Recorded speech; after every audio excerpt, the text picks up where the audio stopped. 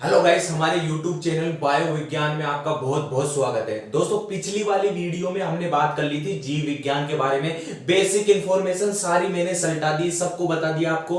और आज हम बात करने वाले हैं, टॉपिक वाइज क्लासें चलेगी। 11th क्लास के first chapter, second chapter topic wise क्लासें चलेगी।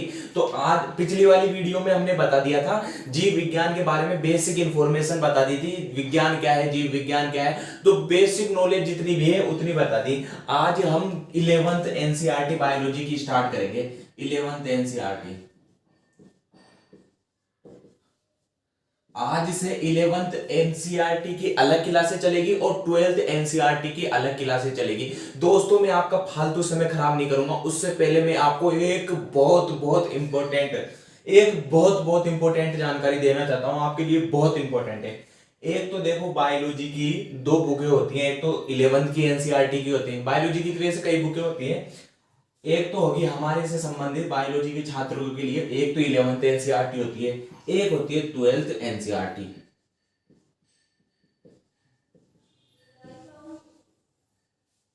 आप जानते हो इनका कितना महत्व होता है।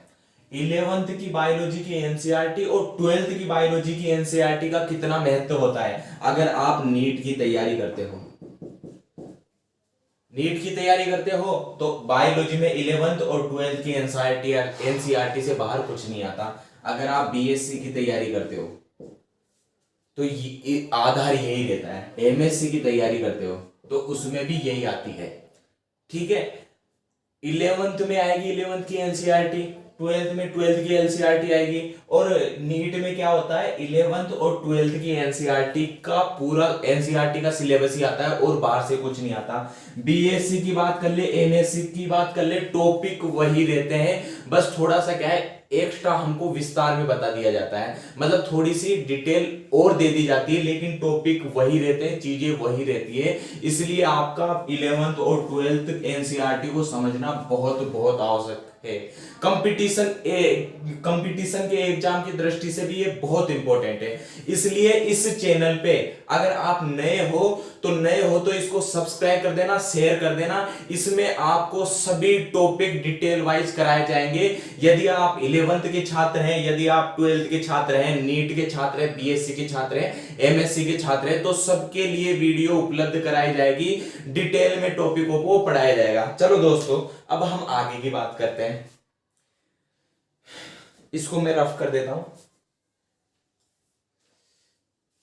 पिछली वाली वीडियो में दोस्तों हमने जीव विज्ञान की बेसिक इंफॉर्मेशन, हमारे सब्जेक्ट की बेसिक इंफॉर्मेशन पढ़ ली थी। भाई जीव विज्ञान क्या होता है, किसने ये शब्द दिया, इसका जनक कौन है। इसके साथ साथ हमने रसायन विज्ञान, भौतिक विज्ञान के बारे में भी पढ़ लिया। विज्ञान क्या है, सारी बातें बता दी आपको, बहुत अच्छे तरीके से बता दी, समझ में आ गया होगा। तो दोस्तों, हम बात कर रहे हैं, हमारे सब्जेक्ट की बात करेंगे हम, जीव विज्ञान। जीव विज्ञान, मैंने आपको पिछली वीडियो में बताया था जीव विज्ञान क्या होता है, मतलब किसका अध्ययन करते हैं इसमें, जीवों का। जीवों से क्या मतलब है, यहां पर सजीव। ठीक है, जीव विज्ञान में हम जीवों या सजीवों का अध्ययन करते हैं। तो सबसे पहले आपको पता तो होना चाहिए ना, जीव या सजीव होते क्या है, इनमें क्या क्या लक्षण होते हैं, किस किस को हम सजीव मानेंगे, किस किस को हम निर्जीव मानेंगे। भाई तभी तो हम इसका अध्ययन करेंगे ना, जब हमें पता रहेगा ये जीव है, जब ही तो अध्ययन करेंगे। तो सबसे पहले 11th एनसीईआरटी का टॉपिक स्टार्ट हो गया, जीव क्या है। ठीक है, सबसे पहले हम बात करेंगे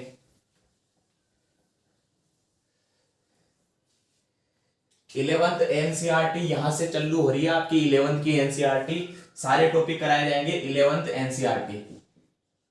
11th चालू हो रही है यहां पर, ठीक है ना। तो पहला ही चैप्टर की स्टार्ट करेंगे हम, जीव जगत। जीव जगत में इसका वर्णन किया गया है। तो सबसे पहले हम जीव विज्ञान में जीवों का अध्ययन करते हैं, तो पता तो रहना चाहिए ना भाई जीव है क्या, इसकी मतलब परिभाषा क्या है, इसके लक्षण क्या है। तो सबसे पहला टॉपिक है जीव।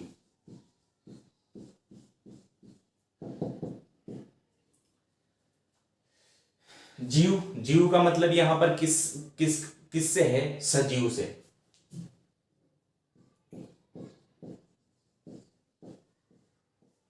आपने दोस्तों जब आप छोटे थे या अभी भी आप दो चीजों के बारे में सोचते होंगे भाई, सजीव और निर्जीव। आप ऐसे सोचते थे या सोचते हो, जिसमें जीवन होता है वो सजीव होता है और जिसमें जीवन नहीं होता है वो निर्जीव होता है। ठीक है, लेकिन अब वैज्ञानिक रूप से कैसे मानेंगे कौन सजीव है और कौन निर्जीव है? भाई वैज्ञानिक रूप से तो पता होना चाहिए ना, वास्तविक रूप से हम तो कुछ भी सोच लेते थे, लेकिन वैज्ञानिक रूप से हम देखेंगे भाई कौन सजीव है कौन निर्जीव है। अब भाई सजीवों की परिभाषा दो, जीव कौन होते हैं इनकी परिभाषा दो। तो देखो दोस्तों, कुछ चीजें ऐसी होती है जिसकी परिभाषा हम उसके लक्षणों से देते हैं। जैसे जैसे कि कोई कैमरा है, अगर आपसे पूछे भाई कैमरा क्या होता है, तो आप बोलोगे कि जो फोटो खींचता है वो कैमरा होता है, जो वीडियो बनाता है वो कैमरा होता है। तो आपने इसके क्या देखे? फीचर। ठीक है, इसके फीचर देखे और फीचर के आधार पे ही आपने उसकी क्या है परिभाषा दी। आप परिभाषा नहीं दे रहे हो, उसके उसके क्या है लक्षणों को बता रहे हो। तो इसी प्रकार हम इसके लक्षणों को देखते हैं, जीवों के लक्षणों को देखते हैं और उसी के आधार पर इसकी परिभाषा, लक्षण, वो सब कुछ सेम हो जाता है। ठीक है,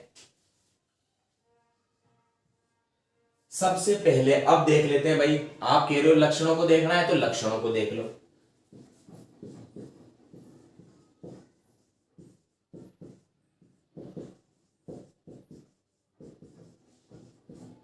सजीवों के लक्षण, इससे पता चल जाएगा कौन कौन तो सजीव है और कौन कौन निर्जीव है। ठीक है ना, आप ये देख लेना। मतलब वैज्ञानिकों ने क्या किया, ऐसे कह दिया भाई हम 4-5 बातें बता रहे हैं आपको, अगर वो 4-5 बातें फॉलो हो रही है तो सजीव है, अन्यथा निर्जीव है। तो वैज्ञानिकों ने क्या कहा, एक तो जो सजीव होगा ना वो भाई वृद्धि करेगा, जो सजीव होगा ना वो वृद्धि करेगा, जो सजीव होगा वो जनन करेगा, और यहां पर लिख लेता हूं, जो सजीव होगा उसमें उपापचय होंगे, जो सजीव होगा उसमें क्या होगा? कोशिकीय संगठन होगा,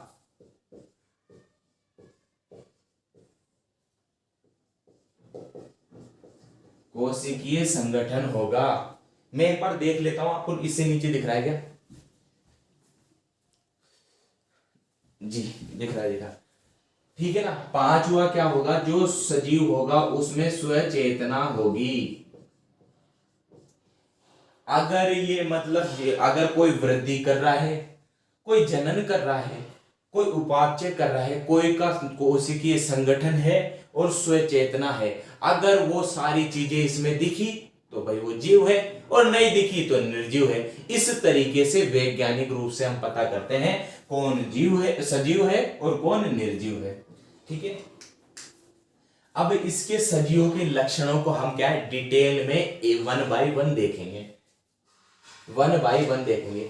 उससे पहले मैं एक चीज बताना चाहता हूं आपको, जो ये वृद्धि और ये जनन होता है ना, नीट वाले बच्चे स्टूडेंट ध्यान रखना भाई, नीट वाले स्टूडेंट ध्यान रखना, ये वृद्धि और जनन होता है ना, वो सजीवों का सुस्पष्ट लक्षण नहीं है, सुस्पष्ट लक्षण नहीं है। चौंकना मत, आप आगे बताया जाएगा क्यों नहीं है। ठीक है, और ये जो तीनों चीज, ये जो 3 लक्षण रहते हैं ना, ये सजीवों के सुस्पष्ट लक्षण है।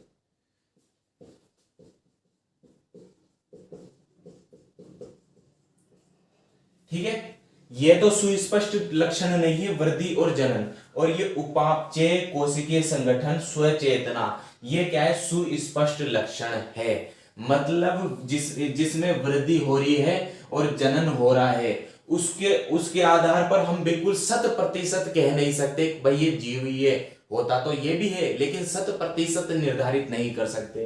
लेकिन उपापचय, कोशिकीय संगठन, स्वचेतना को देखकर हम 100% निर्धारित कर सकते हैं भाई ये जीव है। कैसे? आगे देखेंगे, अभी देखेंगे, एक एक टॉपिक को, मतलब एक एक चीज को डिटेल में समझेंगे। सबसे पहले हम बात करेंगे भाई, इसको रख देता हूं,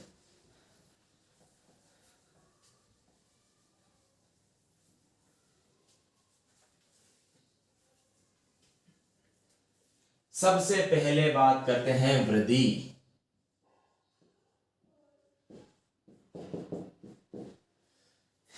आप जानते हो सभी सजीव होते हैं वो वृद्धि करते हैं, चाहे से वो पादप हो चाहे से वो जंतु हो, यह वृद्धि करते हैं। ठीक है भाई, सभी सजीव वृद्धि करते हैं, चाहे से वो पादप हो और जंतु हो। अब वृद्धि किसको कहेंगे? वृद्धि किसको कहेंगे? यदि किसी जीव की संख्या में, आकार में, संख्या हो गई, आकार हो गई, भार हो गई, में वृद्धि हो रही है, मतलब वो बढ़ रहा है, इन चीजों में बढ़ रहा है, सीधी सीधी तरीके से समझो, इन चीजों में क्या है, बढ़ रहा है, तो उसको क्या है, वृद्धि कहेंगे। आप सोचोगे आप संख्या में कैसे वृद्धि होगी? जैसे कि प्रजनन के द्वारा, प्रजनन होता है जिसके द्वारा मतलब क्या है, नई संतान उत्पन्न होती है, तो संख्या में भी तो वृद्धि होगी। ठीक है, आकार में, जैसे कि छोटा बच्चा होता है, शिशु होता है, पहले मैं छोटा था तो मेरा वजन भी कम था, भार भी कम था, मेरा आकार भी कम था, लेकिन जब मैं बड़ा हो गया तो ऐसा मेरा आकार हो गया, मेरा शरीर, भार भी बढ़ गया, तो मैं मतलब आकार बढ़ा या नहीं बढ़ा? ठीक है, और भार भी बढ़ेगा भाई। पहले कम वजन का था, मैं बच्चा था जब, अब बड़ा हो गया तो अधिक वजन का हो गया। ठीक है,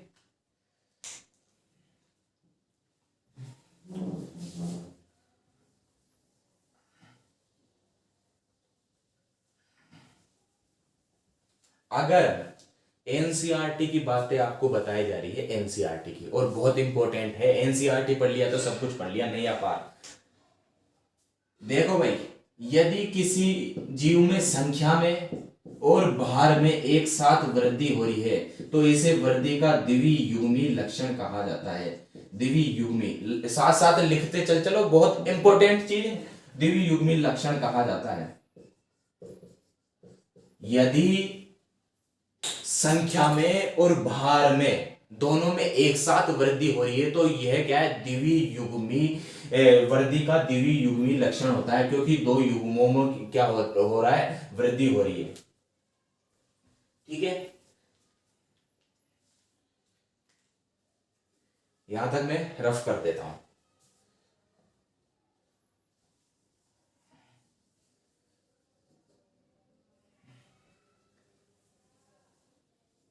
अब क्या है, ये वृद्धि क्या होती है, दो प्रकार की होती है भाई। कौन कौन से प्रकार की होती है? एक तो होती है अंदरूनी वृद्धि, अंदरूनी वृद्धि अंदर से होती है, अंदरूनी का मतलब होता है अंदर से होती है, अंदरूनी वृद्धि। और एक होती है बाहरी वृद्धि, मतलब बाहर से होती है। एक तो होती है अंदरूनी वृद्धि और एक होती है बाहर से वृद्धि।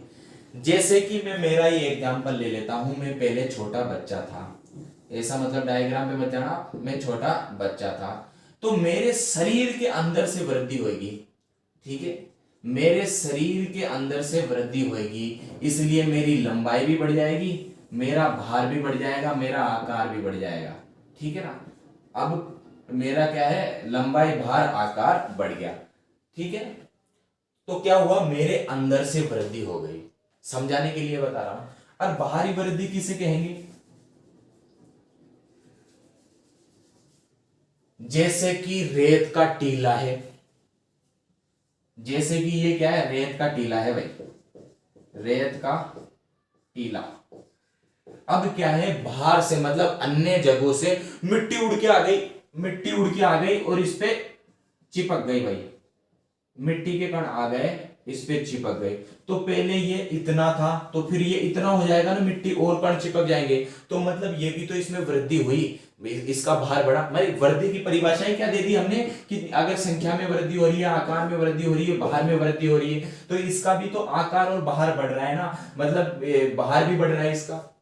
ठीक है, आकार भी बढ़ रहा है इसका, तो ये भी एक वृद्धि हो गई, लेकिन ये क्या है, बाहरी वृद्धि है, यह बाहर स्रोतों से हो रही है। और यह क्या होती है, आंतरिक वृद्धि है, ये अंदर से होती है। तो आप समझ गए अंदरूनी वृद्धि और बाहरी वृद्धि क्या होती है। पेड़ पौधे होते हैं, वो भी इसी प्रकार वृद्धि करते हैं, अंदर से वृद्धि होती है उनमें। जो हम होते हैं, जीव होते हैं, वो भी इसी प्रकार से वृद्धि करते हैं, जंतु होते हैं वो भी इसी प्रकार से वृद्धि करते हैं। और जो एक कोशिकीय बहुकोशिकीय पौधे होते हैं ना, उनमें क्या है, वृद्धि कोशिका विभाजन द्वारा होती है। कोशिका विभाजन कैसे होता है, एक कोशिका टूटी, दो बन गई साफ, ये दो टूटेगी, ये चार बन गई साफ, ठीक है ना, ऐसे होती है कोशिका विभाजन द्वारा वृद्धि। मतलब कोशिका टूटती रहती है और अन्य कोशिका बनती रहती है, ठीक है। अब यहां से हटा देता हूं मैं।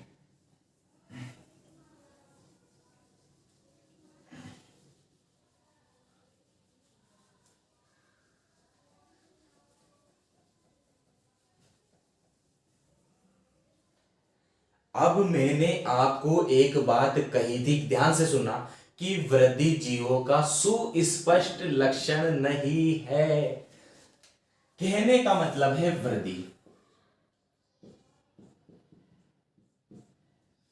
वैज्ञानिकों ने कहा सभी सजीव वृद्धि करते हैं, सभी सजीव वृद्धि करते हैं,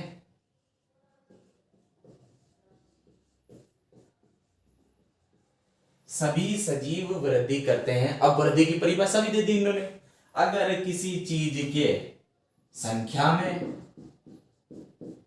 भार में, आकार में, लंबाई ले सकते हो लंबाई, ठीक है ना, आकार में ही आ जाएगी वैसे लंबाई।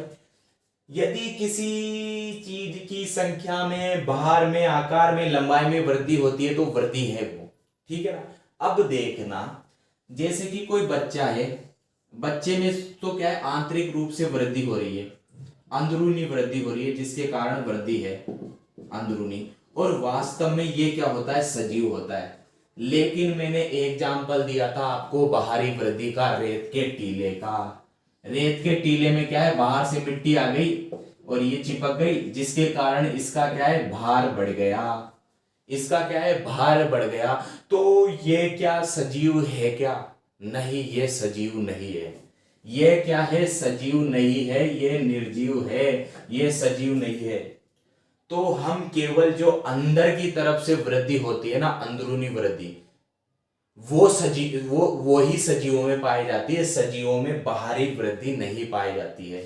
तो जब इन्होंने कहा ना सभी सजीव वृद्धि करते हैं, तो यहां से आया भाई वृद्धि तो ये भी करते हैं। ये रेत के टीले हैं, मिट्टी बाहर से चिपक जाएगी, जैसे बर्फ के गोले होते हैं, बर्फ के पर्वत होते हैं, और बर्फ ऐड हो जाती है और बड़े हो जाते हैं, इनके भी बाहर में वृद्धि होती है। इस कारण ये वृद्धि को जीवों का सुस्पष्ट लक्षण नहीं माना जाता, क्योंकि निर्जीवों की भी वृद्धि होती है, ठीक है दोस्तों, निर्जीवों की भी वृद्धि हो जाती है। मतलब सजीव तो वृद्धि करते ही करते हैं और उनमें अंदरूनी वृद्धि होती है, लेकिन निर्जीव भी बाहरी वृद्धि करते हैं, इसलिए वृद्धि को सुस्पष्ट लक्षण नहीं माना जाता जीवों का। तो एक तो ये हो गया। अब दूसरे की बात करते हैं, इसको रफ कर देता हूं मैं, लिख लेना, आपको लिख लेना, बहुत बहुत इंपॉर्टेंट चीजें सारी।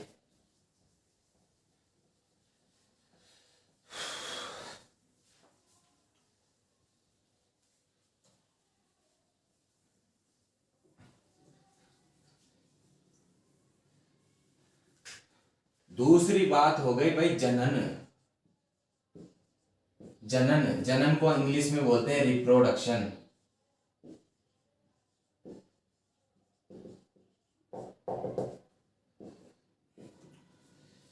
वे क्या कहा गया भाई, सभी जीव होंगे, सभी सजीव होंगे, सभी सजीव जनन करते हैं।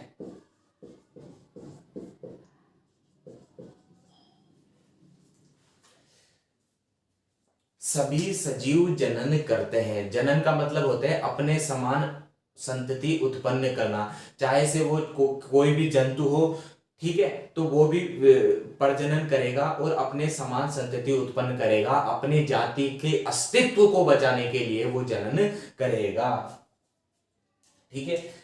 अब यहां से बात करते हैं, सभी सजीव जनन करते हैं। यहां तक देख लिया। जनन कितने प्रकार का हो सकता है भाई, दो प्रकार का होता है। थोड़ी सी इंफॉर्मेशन दे देता हूं, थोड़ी सी देखोगे। अलैंगिक जनन, और लैंगिक जनन।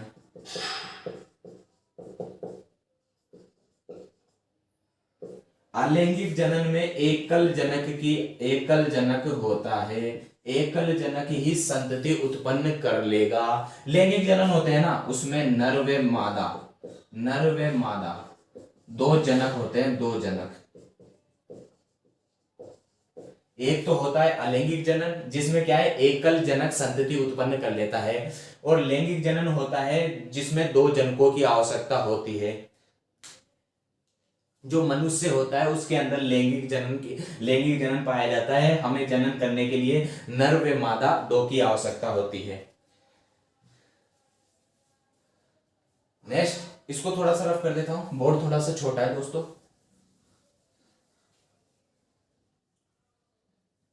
अब मैं यहां लिख देता हूं सभी सजीव जनन कर।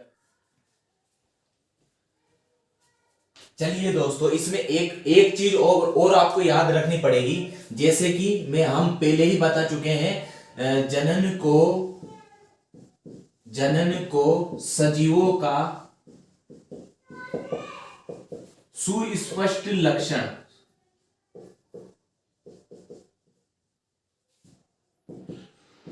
लक्षण नहीं माना जाता।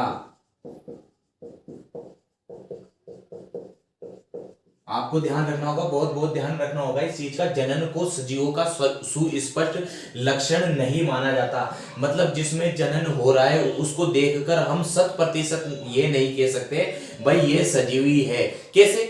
कैसे समझेंगे इसको, एग्जाम्पल से समझेंगे इसको। जैसे कि आपने देखा होगा किन्नर होते हैं, जैसे बंदे मनुष्य होते हैं, ये बंदे मनुष्य, ठीक है। इसके अलावा होता है खच्चर, और इसके अलावा श्रमिक मधुमक्खी।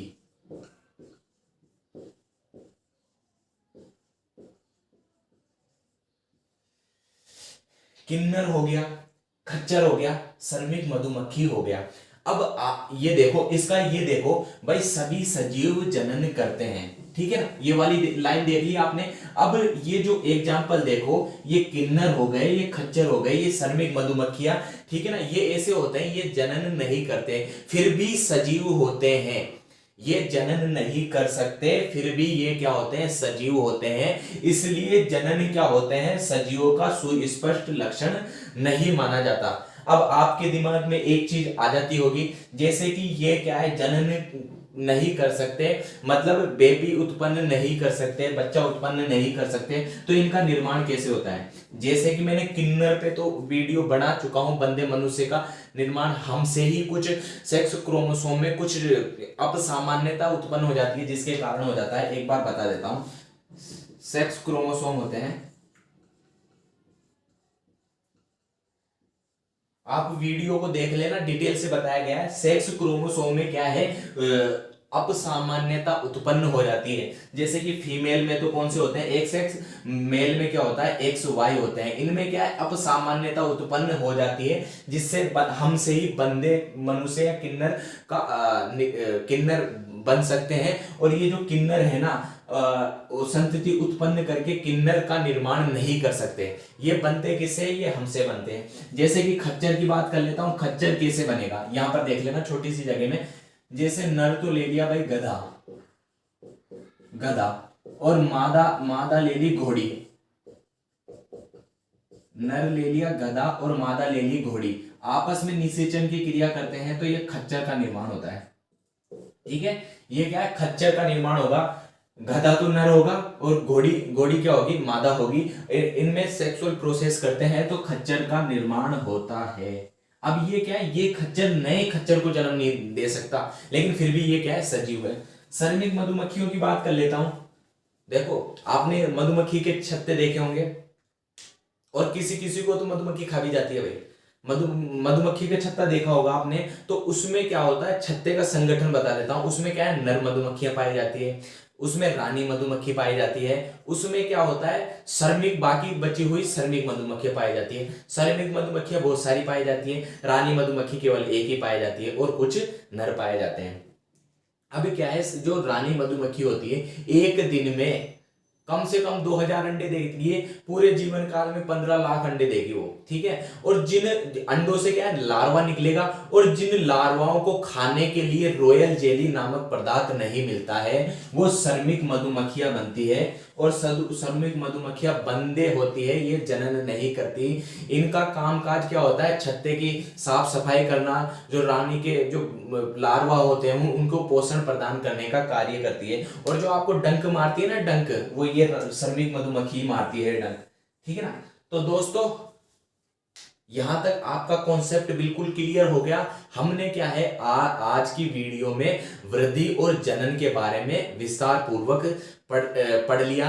ये वीडियो थोड़ी सी लंबी हुई। आज की वीडियो में हमने पढ़ लिया जो वृद्धि के सुस्पष्ट लक्षण नहीं है, और कल मैं वीडियो बना दूंगा वृद्धि के सुस्पष्ट लक्षण कौन से हैं। थोड़ा सा क्या है, समय लगेगा, लेकिन हम ध्यान से चीजों को पढ़ेंगे, विस्तार से चीजों को पढ़ेंगे, अच्छी तरीके से चीजों को पढ़ेंगे। तो दोस्तों नए चैनल पे आए हो तो सब्सक्राइब जरूर करना। दोस्तों सारा मैटर आपको बायोलॉजी से रिलेटेड मिलेगा, 11th 12th BSc MSc सबका मिलेगा। तो आप चैनल को सब्सक्राइब करके हमारा समर्थन जरूर करना। थैंक्स दोस्तों।